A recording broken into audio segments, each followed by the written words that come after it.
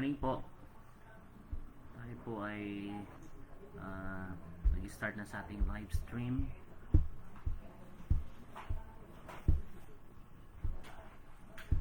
Meron po kayong mga Bible ay babasahin po natin ang Mark chapter 9, 43 to 48. Then after that, we will have our opening prayer, and Sister Nagina will be rendering us a special number this morning. Mark chapter 9, verse 43 to 48. Sabi po ng verse 43, "And if thy hand offend thee, cut off. It is better for thee to enter the life main, than having two hands to go into hell, into the fire that never shall be quenched, where their worm dieth not, and the fire is not quenched. And if thy foot offend thee, cut it off. It is better for thee to enter hell, into life, than having 2 feet to be cast into hell, into the fire that never shall be quenched, where their worm dieth not, and the fire is not quenched. And if thine eyes offend thee, pluck it out. Power on. It is Bluetooth better mode. for thee to enter into the kingdom of God with one eye, than having 2 eyes to be cast into hellfire, where their worm dieth not, and the fire is not quenched." Tayo po ay manalangin, pagkatiwala po natin sa Panginoon yung ating pong gawain this morning. Dakilang Diyos, aming Ama, pinupuri ka namin at kami po ay humingi ng kapatawaran sa aming mga kasalanan. We believe that you are a loving and merciful God. Salamat o Diyos, at isinugo niyo si Jesus. Siya lamang ang tanging solusyon sa aming problema. Hinihiling ko po ang pagkilos ng Holy Spirit sa buhay namin, sa aming gawain ngayong umaga.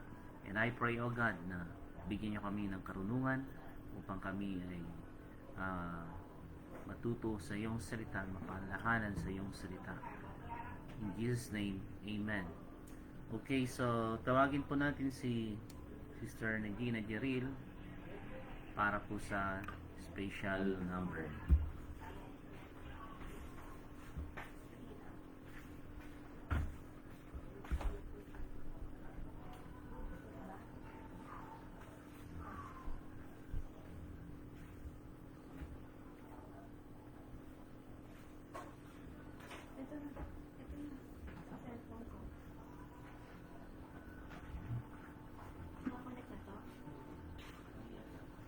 Bluetooth connected.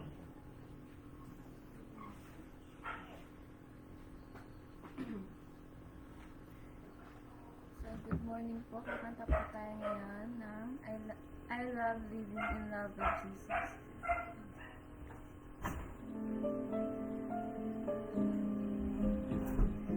There's a sun rising up inside me. These feelings in my heart must be I feel so alive, I just can't help but sing about the one who makes my heart beat. I love living in love with Jesus. I love knowing that He loves me. He makes the sun shine in my heart when the way is dim. Oh, how I love living in love with Him.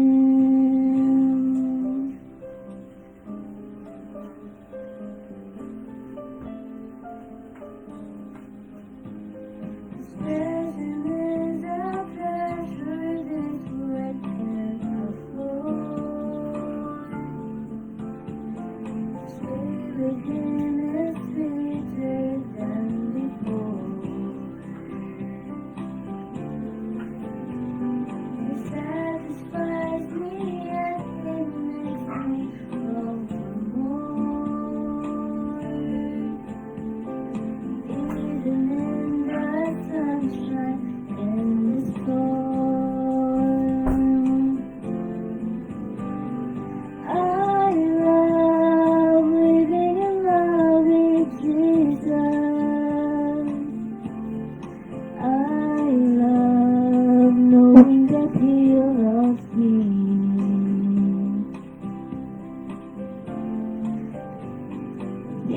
make the sunshine in my heart than the way it feels.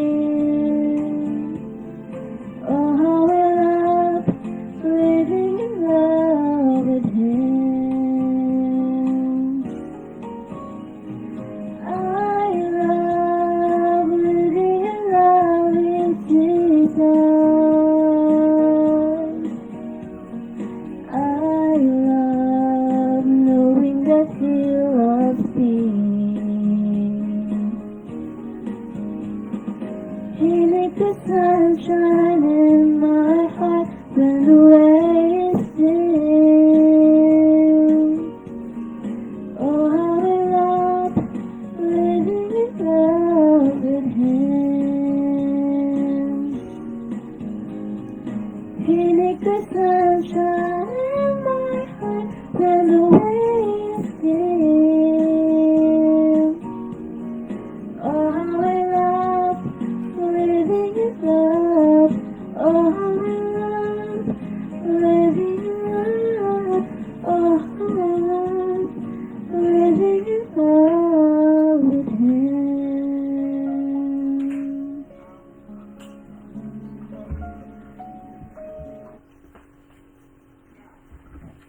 Okay, thank you Nikina sa special number. Tayo po ay dumako po sa ating pong sermon this morning. And as an introduction about hell, a place no one wants to go. Okay? So maraming mga places sa world, no, sa mundo na pwede po nating puntahan. Napakaganda, no?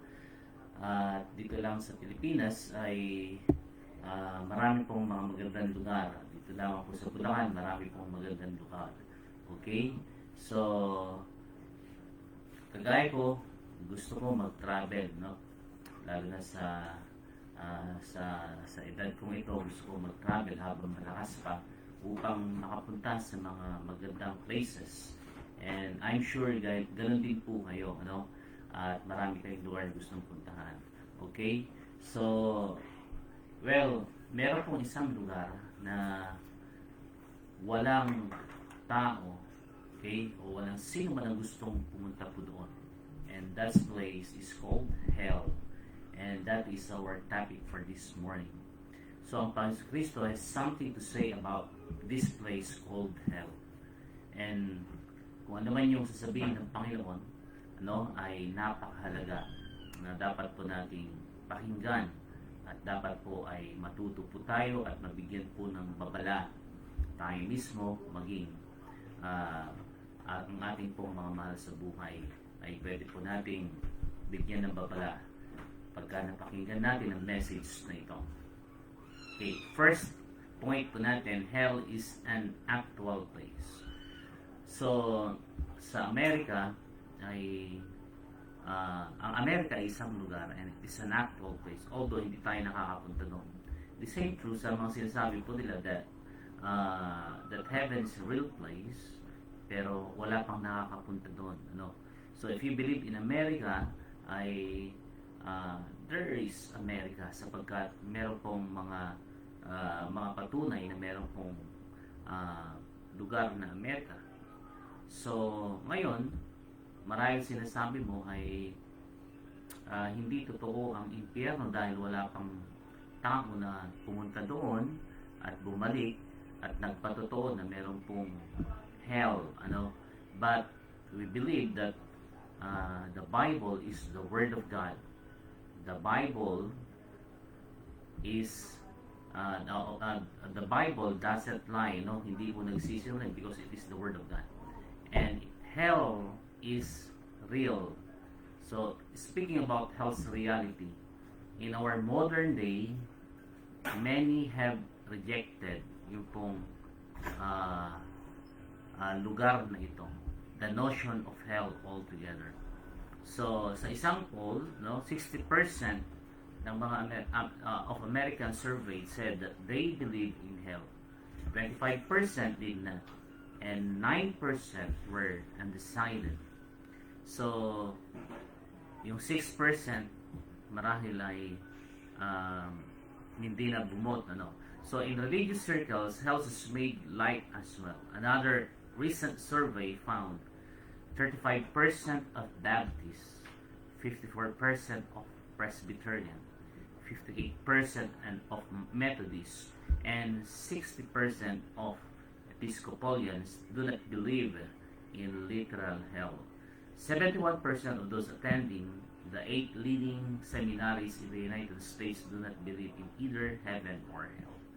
So, well, so much for men's view sa ating pong subject.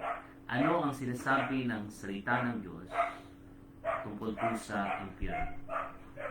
So, the Bible is clear. God's Word teaches us that there is literal place called hell. Okay? So, if you remember the rich man and Lazarus, okay? Si Lazarus was carried to Abraham's bosom, and the rich man died also, and he was buried.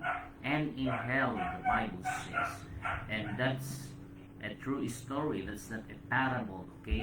So, when we say a true story, nangyari talaga because of the true characters in the Bible. That's Abraham, okay? They have Moses and the prophets. Okay, now, alam po nyo, hell is also called residence. Hindi lamang Biblia ang nagpapatuto, no? Hell is real and is then who will be there? Okay, so who will be there? Jesus tells us that very plainly na ang impyerno was created. Nilikha talaga iyan ng Panginoon para po sa mga kasalanan. So, it was designed as a place of eternal punishment, no? For Satan, intently for Satan and his demonic follower. In Matthew chapter 25 verse 41, at ang unang nagkasala, syempre sila, si Satanas and the fallen angels. And we know that at the end of the tribulation period, si Satan po, along with the Antichrist and the false prophet, will be cast into hell. But there are others in hell. Jesus speaks of certain angels which kept not their state as being in hell. If you will read Jude chapter 6. So, is hell then just a place for spiritual beings who have rebelled against God? Of course not, mga kapatid.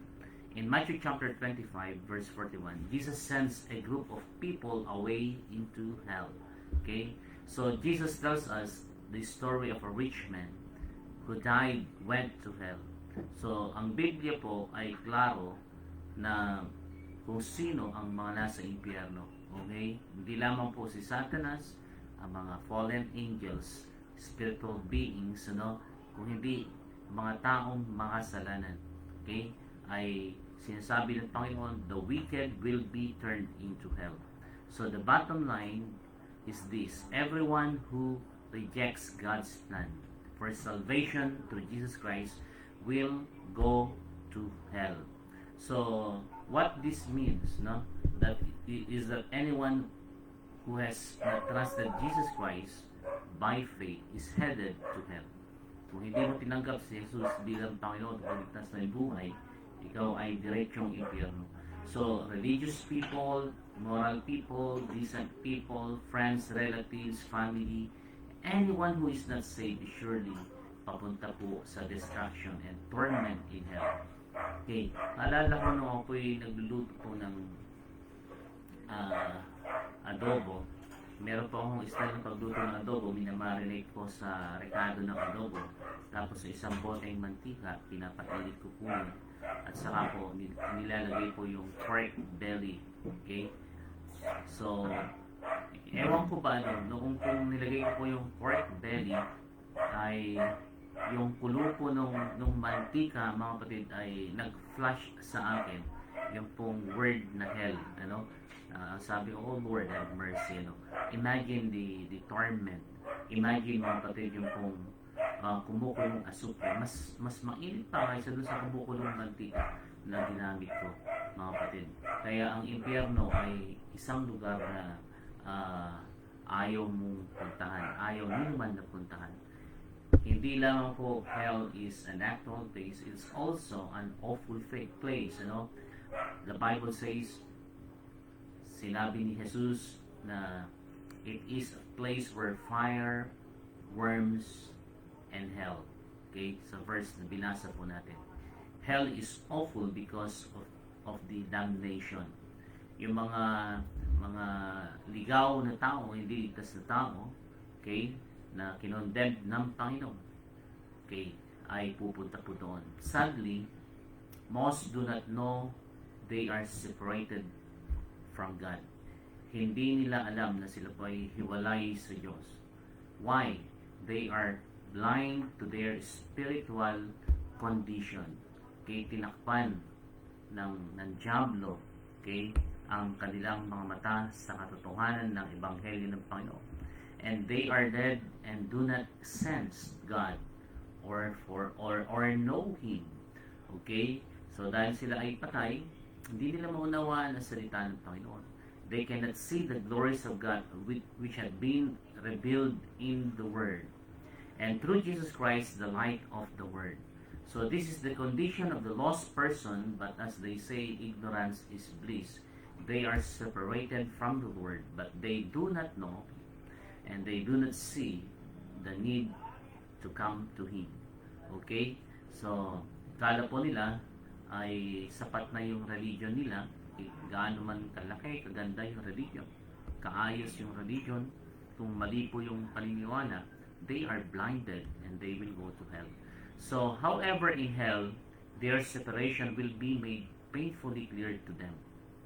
So, to be separated from Him here is horrible, but to be separated from His love, His grace, His glory, and the hope He gives is awful beyond all description. Okay, so, so we are all separated, of course, dito po sa mundong ito because of sin.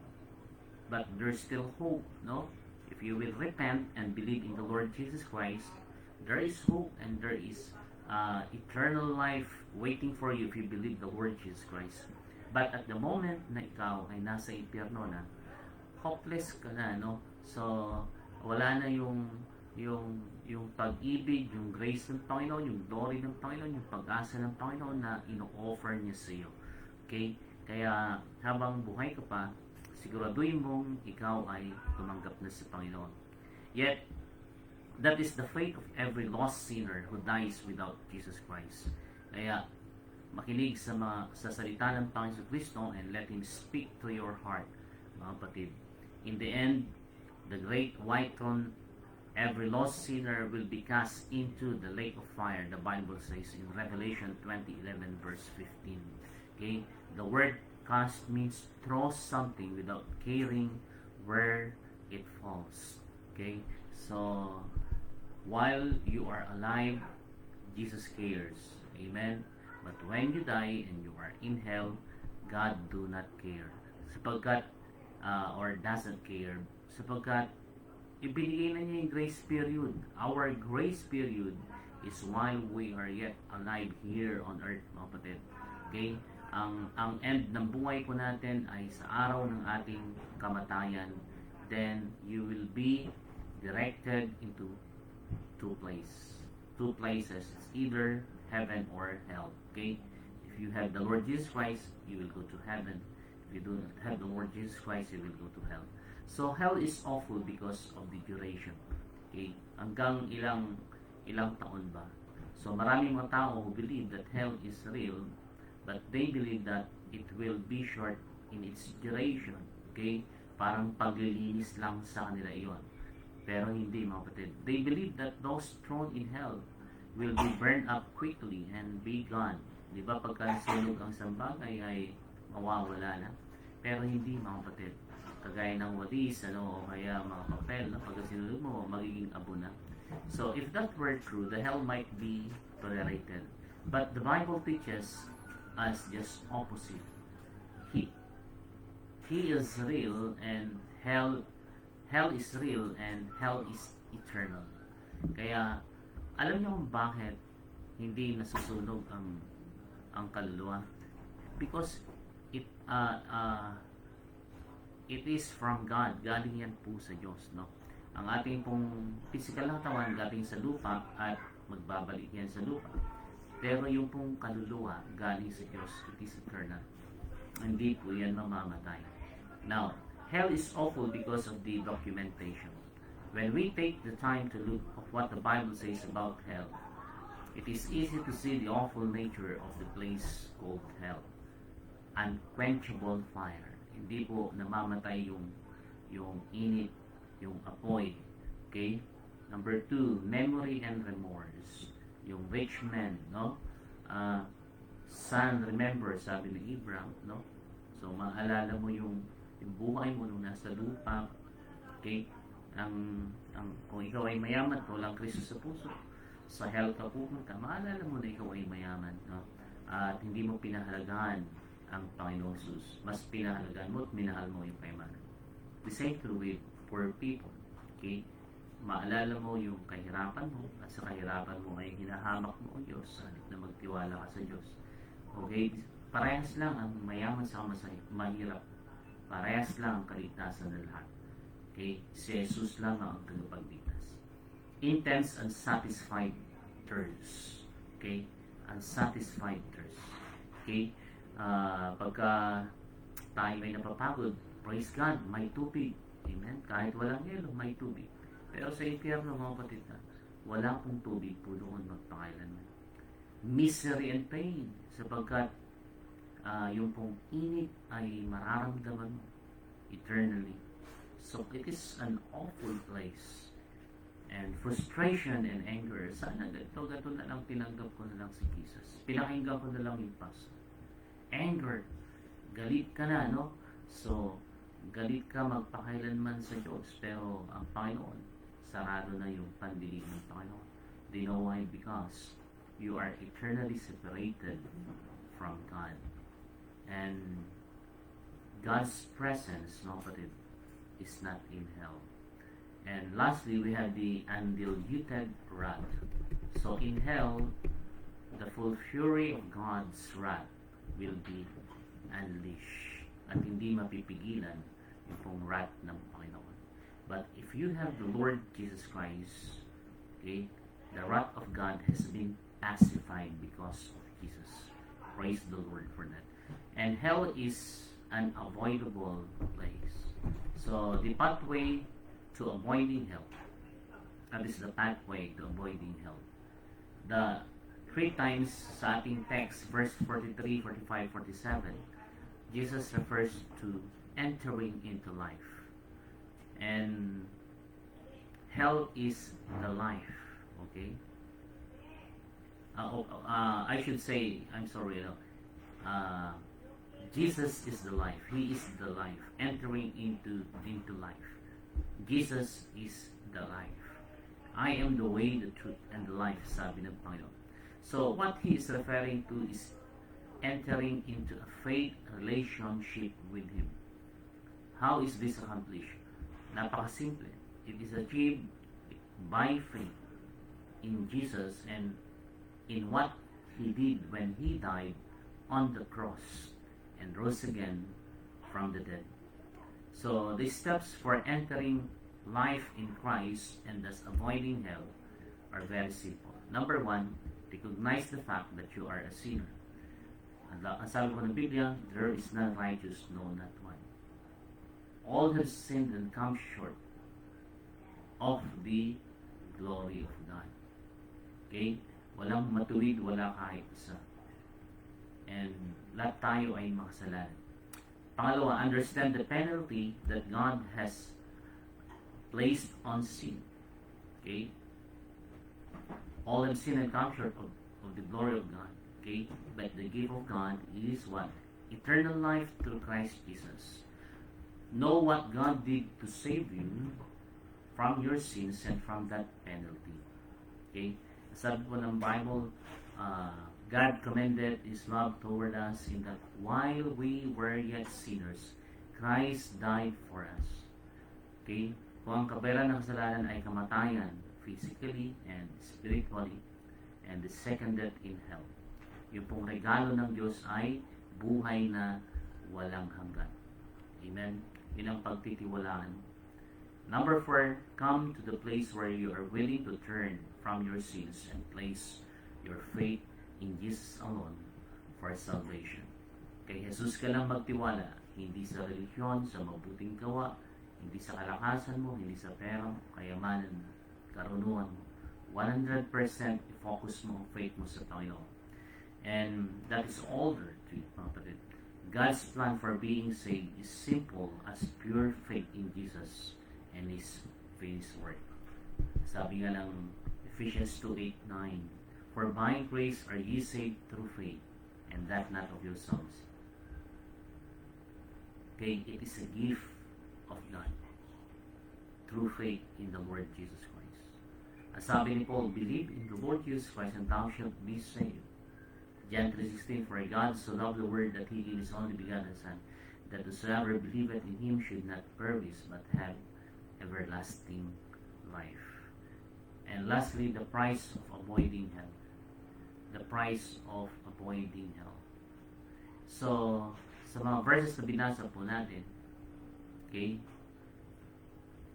Jesus speaks of amputating body parts like the eye, the hands, the feet. Okay, if necessary to make a clean break with sin and temptation. Ang ibig niya sabihin po dito is the radical steps that must be taken to make a break with the past life. Okay?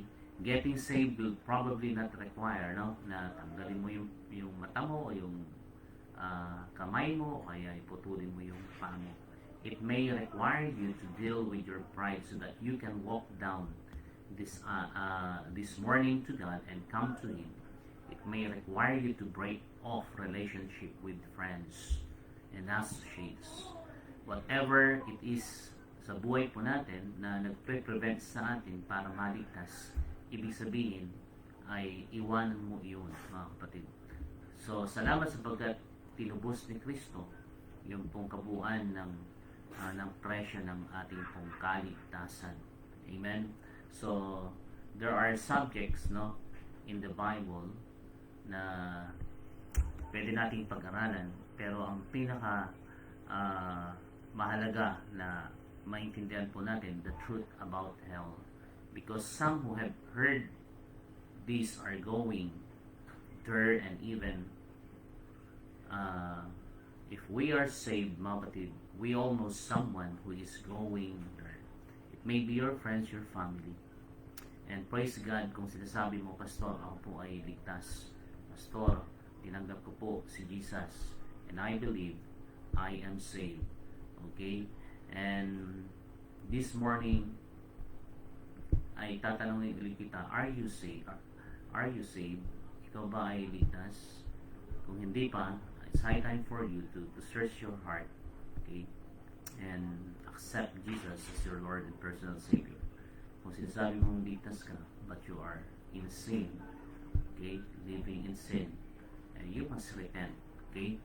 And kung sinasabi mong Kristiyano pero wala namang proof sa buhay mo, abay, delikado yan, okay? Sapagkat ang mga ligtas may bunga yan. Simula nung tinanggap mo si Jesus, walang bunga kahit isa, and that's very impossible. Ang totoong Kristiyano ay may bunga, mga kapatid. And praise God sapagkat tayo po ay nabigyan ng warning that there is a place called hell. And we must give warnings sa ating pong mga mahal sa buhay, mga kaibigan, mga classmates, kapitbahay.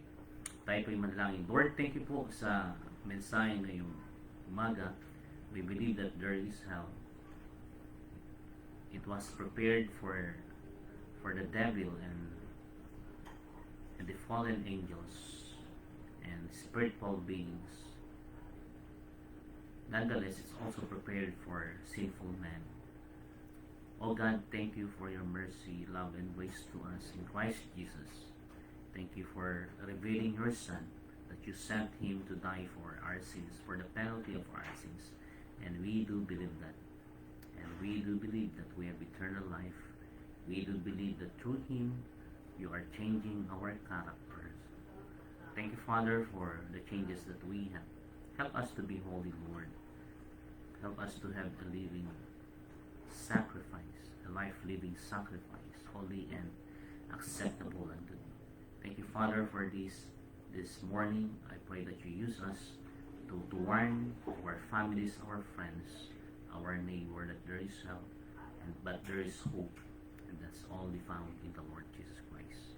Pinupuri ka namin, Ama, at pinapasalamatan. Muli ay aming pinagkakatiwala ang buong isang linggo ito.